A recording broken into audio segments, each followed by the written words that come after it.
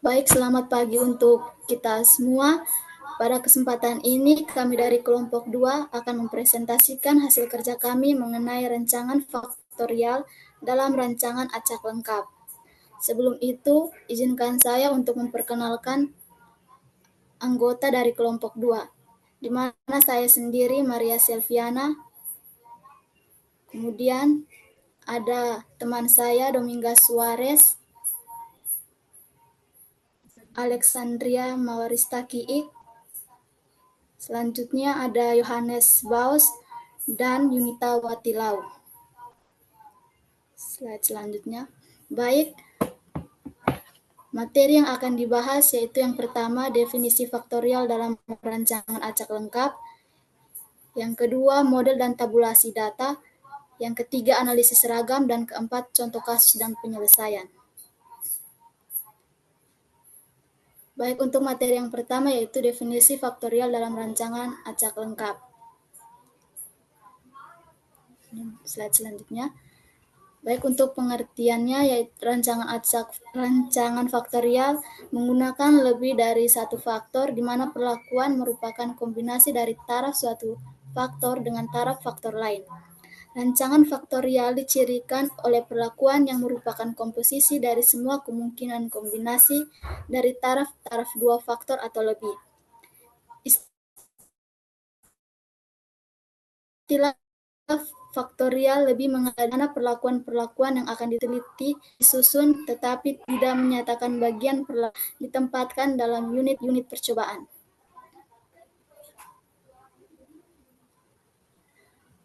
Rancangan faktorial dalam rancangan acak lengkap adalah rancangan percobaan yang menggunakan lebih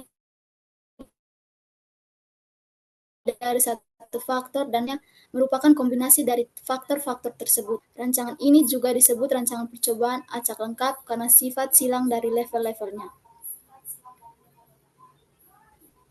Baik, slide selanjutnya akan dijelaskan. Baik, sekarang kita masuk pada materi yang kedua, yaitu tabulasi data dan model. Selanjutnya,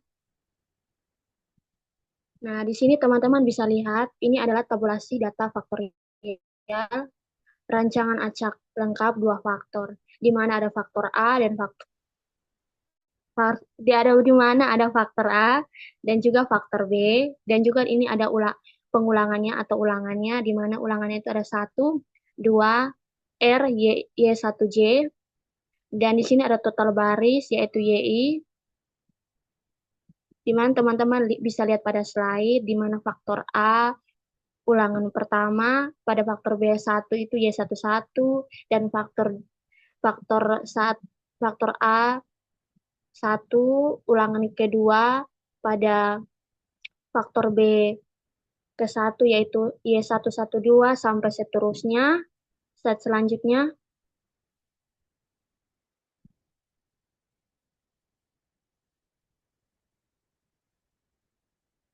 Nah, ini dari tabulasi tadi kita dapat menyimpulkan bahwa suatu percobaan faktorial terdiri dari dua faktor, itu A dan B, masing-masing memiliki taraf sebanyak A dan B. Setiap kombinasi diulang R kali sehingga terdapat ABR satuan percobaan. Selanjutnya, nah di sini kita masuk pada model linear rancangan faktorial dalam rancangan acak lengkap. Teman-teman bisa lihat, ini adalah modelnya, model linear aditif untuk respon yang dihasilkan dari rancangan acak lengkap, di mana YIJK sama dengan mu ditambah alfa I ditambah beta I ditambah alfa beta dikali IJ ditambah epsilon IJK, di mana IJK itu ada 1, 2 A dan J-nya itu 1, 2 B dan K-nya itu 1, 2 R. Di mana ini ada asumsi model tetap A dan B-nya juga tetap. Teman-teman bisa lihat pada slide selanjutnya. Di mana dari model tersebut, ini YIJK itu yaitu respon KI, faktor KA, dan KJ, faktor B pada ulangan KK. Teman-teman bisa lihat seterusnya sampai R-nya itu banyak ulangan. Slide selanjutnya,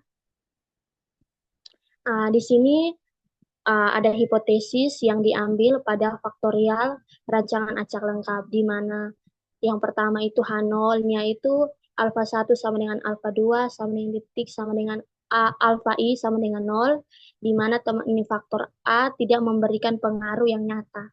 Dan hanya H1-nya itu paling sedikit ada satu alfa 1 tidak sama dengan 0, di mana faktor A yang memberikan pengaruh yang nyata. Untuk yang keduanya teman-teman bisa lihat H0-nya itu dan juga H1-nya, dan hipotesis ketiganya teman-teman bisa lihat H0-nya dan H1-nya, di mana hipotesis ketiga itu alfa beta dikali IJ, dan hipotesis kedua itu beta 1 sama dengan beta 2 sampai seterusnya sampai beta J sama dengan 0. Di mana kriteria pengujiannya itu H0 ditolak jika nilai signifikannya itu lebih kecil dari 0,05 atau F hitungnya itu lebih besar dari F tabel. Slide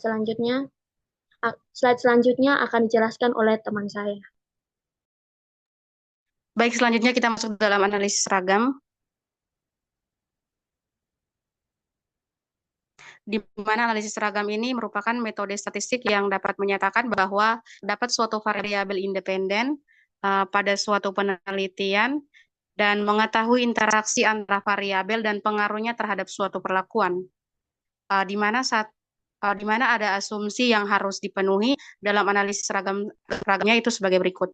Yang pertama normalitas atau kenormalan Galat, yang kedua homogenitas atau kehomogenan ragam, yang ketiga ada independensi atau kebebasan Galat. Untuk selanjutnya,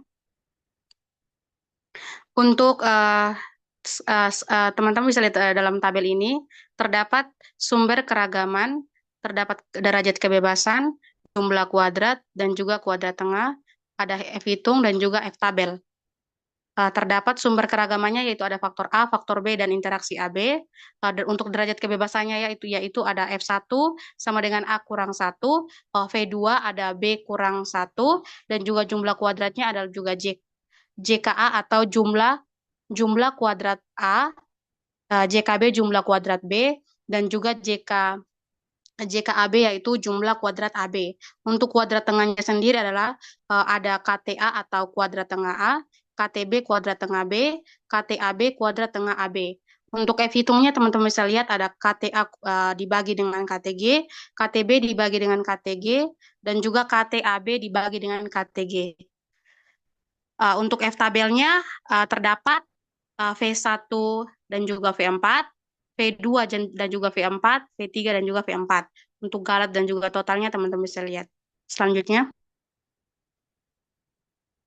dapat disimpulkan dari tabel tersebut, rumusnya yaitu teman-teman bisa lihat pada slide, dari JKT jumlah kuadrat total sampai dengan F hitung bagian B. Untuk selanjutnya, dan juga F hitung A dan B. Dengan keterangannya masing-masing sudah tertera pada slide, bisa dapat dilihat. Untuk selanjutnya akan dijelaskan oleh teman saya.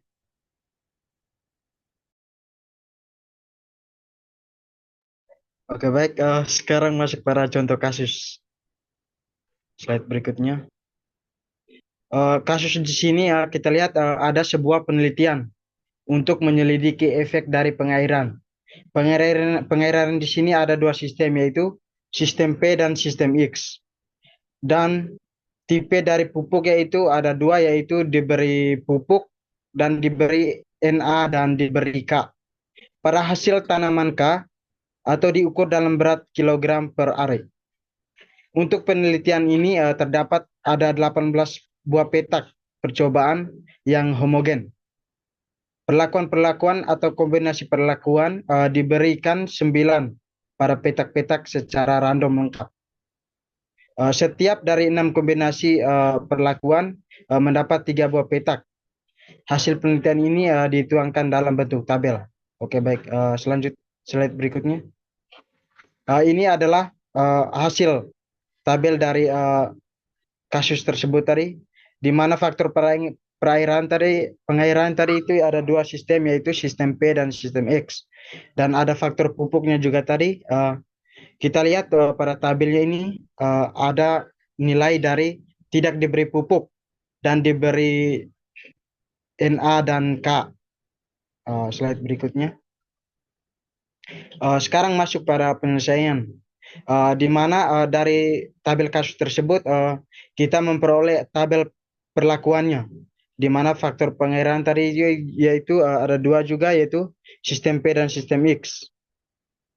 Dan hasil dari tabel kasus tersebut yaitu di mana sistem P-nya itu sistem P ketika diberi pupuknya itu nilainya itu tidak diberi pupuk nilainya itu 33,9, dan sistem X-nya itu ketika tidak diberi pupuk hasilnya 43,1.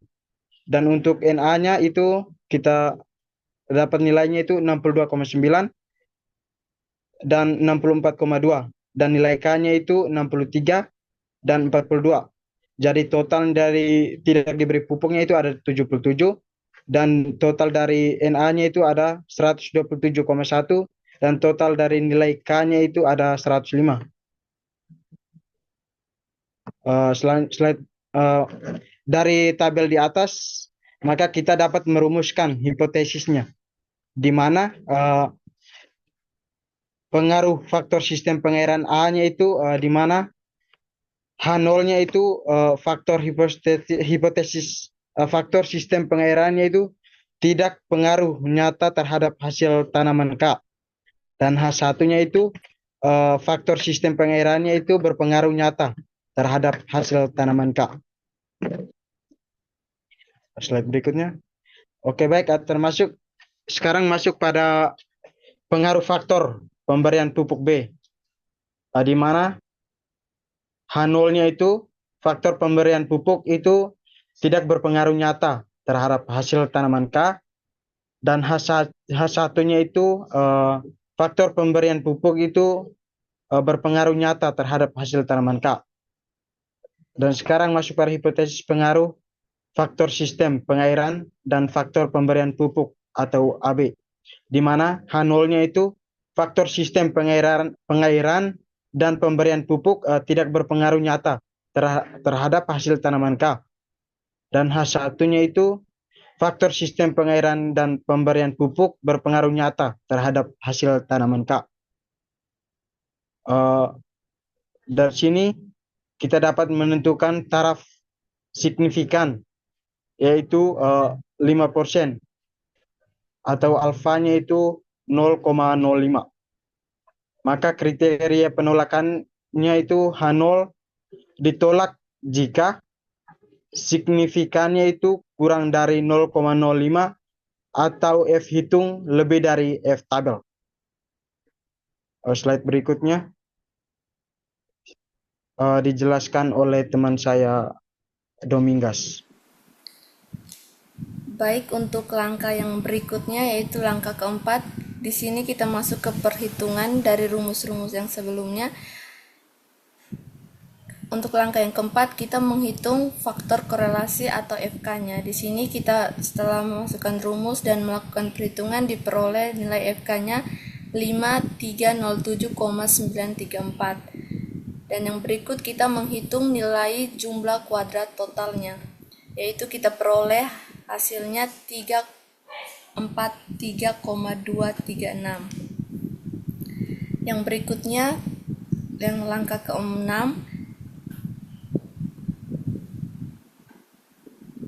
kita menghitung jumlah kuadrat perlakuan.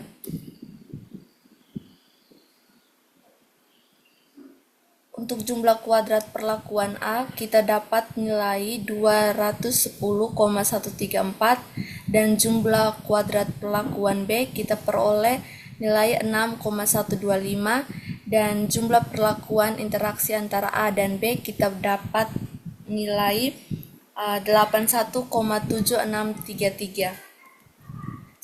Setelah itu kita menghitung jumlah kuadrat galatnya.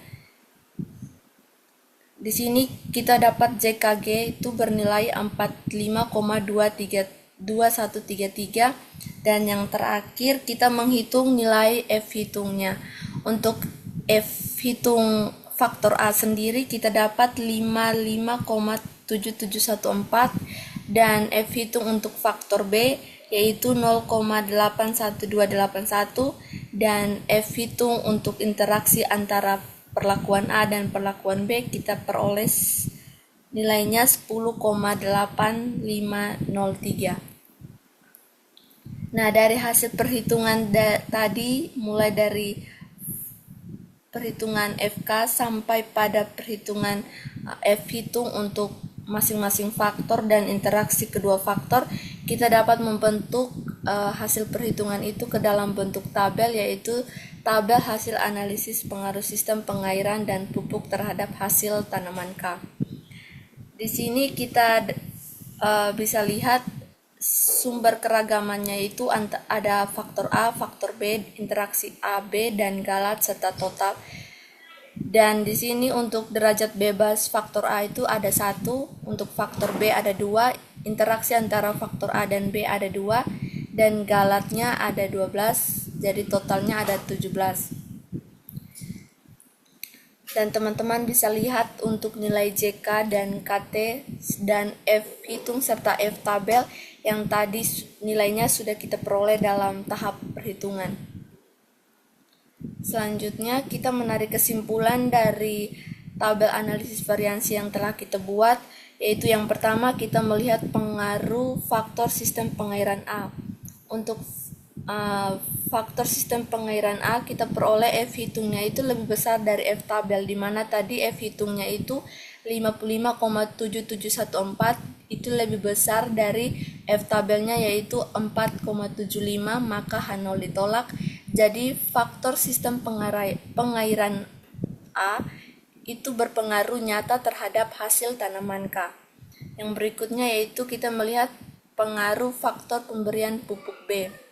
Di sini kita lihat bahwa F hitungnya itu lebih besar dari F tabel, di mana F hitungnya itu 0,81281 lebih kecil dari F tabel yaitu 3,88, maka H0 diterima. Jadi faktor pemberian pupuk berpengaruh tidak nyata terhadap hasil tanaman K. Nah, yang terakhir kita melihat pengaruh faktor interaksi, yaitu faktor interaksi antara A dan B, yaitu A-nya itu faktor A-nya itu yaitu sistem pengairan dan faktor B-nya itu pemberian pupuk. Di sini kita melihat bahwa F hitung dari faktor interaksinya itu dia lebih besar dari F tabel yaitu 10,8503 lebih besar dari 3,88, maka H0 ditolak. Jadi faktor sistem interaksi antara pengairan dan pemberian pupuk berpengaruh nyata terhadap hasil tanaman K. Sekian dari saya kembali ke moderator.